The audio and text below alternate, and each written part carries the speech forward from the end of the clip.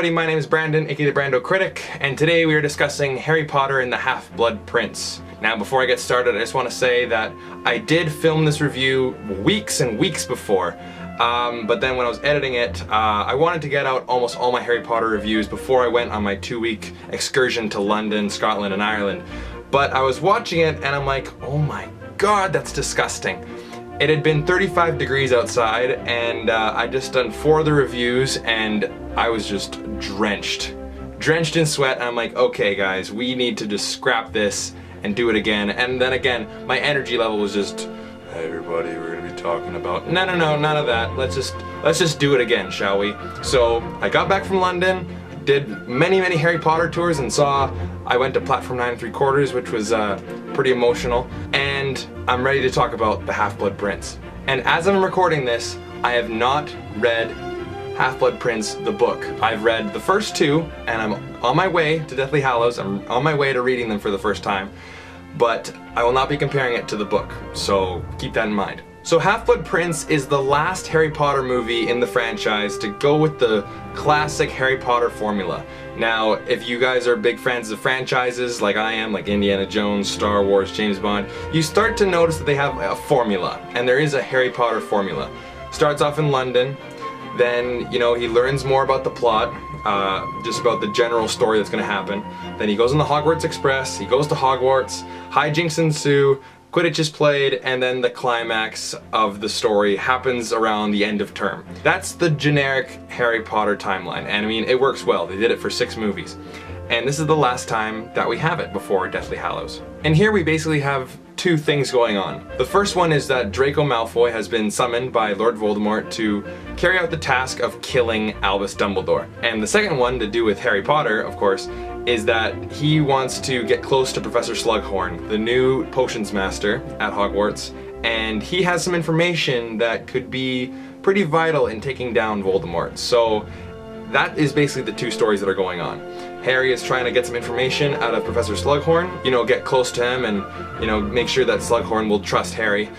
And then Draco Malfoy dealing with the turmoil of having to kill Headmaster Albus Dumbledore. So if you guys have watched my Goblet of Fire review, I say that I don't really like how the tone shifts like crazy. And this should be a pretty dark movie. I mean, if you guys have read the books or if you watched this movie already, you know the dark ending that this has and the transition from, you know, the classic Harry Potter formula to the darker Deathly Hallows. And this film feels like the most lighthearted out of all of them, even more so than the first. This movie seems to have the most humor. Harry Potter himself, Daniel Radcliffe, seems to give off kind of a goofy performance, and it's weird. His performance in this movie does not match his more serious tone in Order of the Phoenix whatsoever. It's kind of bizarre. Lots of emphasis on romance with Lavender Brown and Hermione and Ginny and Dean and Harry, a little bit of a love triangle going on there. You know, and it's very goofy. The joke about Dragon Balls, you know, and I should be annoyed because this does have some pretty dark story elements to it. But you know what? It's just so much fun.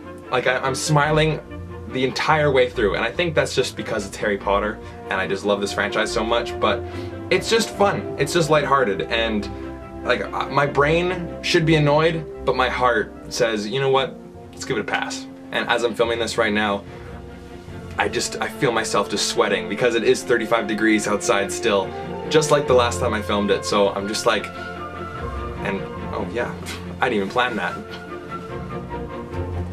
Got it in London, mate. Sorry for all you Brits out there that had to hear that. But one thing that's also nice is that Michael Gambon finally plays Dumbledore. Not Grumbledore, Dumbledore. When he's talking to Harry, he just kind of has that Richard Harris, like, Harry, if I must tell you to run, you must run. And just like, very calm, Severus, please.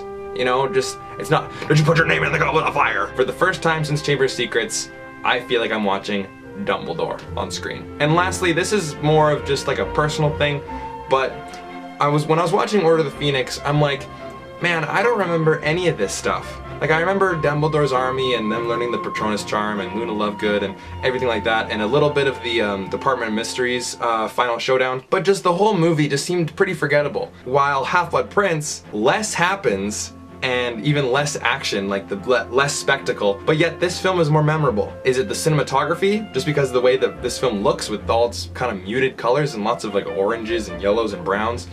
Or is it just the goofiness, like the jokes stand out more?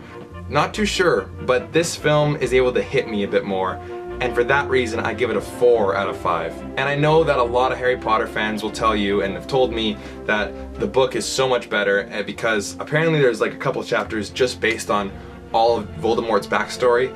I've done some research into it. I haven't really, obviously I haven't read the books yet, but I'm looking forward to it, okay? So all you commenters down below are saying, you better read the books first.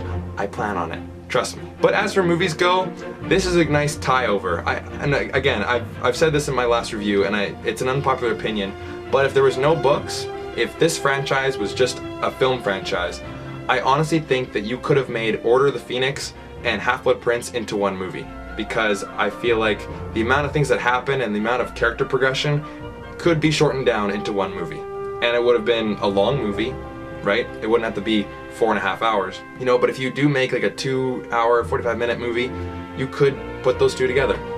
But obviously, we can't do that because they are based on books. And we get a movie, Order of the Phoenix, which I think is fairly forgettable, still enjoyable, but not as memorable as Half-Blood Prince.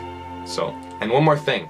I'm sure that this is different in the book, but when they talk about the Half-Blood Prince, he only gets about 15 minutes of screen time, meaning they discuss the Half-Blood Prince for about 15 minutes, and then it's brought up at the end, and even I was like, oh yeah, this movie's called The Half-Blood Prince. Right. No spoilers. Little pointless. Anyways guys, I'm looking forward to reading this, but I want to ask you guys who have read the books and seen all the movies, which movie got it right? Which movie did the best adaptation it could possibly do? That didn't leave out much from the book, it got the main storyline, and it just... What movie did it the best? Let me know. And if you're new and you want to see more, definitely hit like and subscribe. And sorry about not posting many videos for the last couple weeks. I have been in London, I've been traveling. I do have a life, right? But now that I'm back, I do plan on making more videos, and I plan on doing a game room tour. I plan on doing collection videos. More videos are going to be coming, right? It's not just going to be reviews. Trust me, I have some big plans for this channel, and I want you guys to stay tuned. So thank you so much for watching, and take care.